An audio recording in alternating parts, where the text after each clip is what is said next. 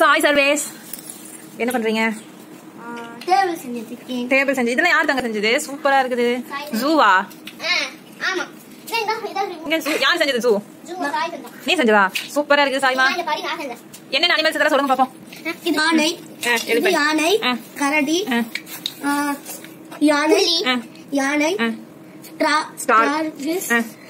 காண்டாமிருகம், மான், இது பேர் என்ன?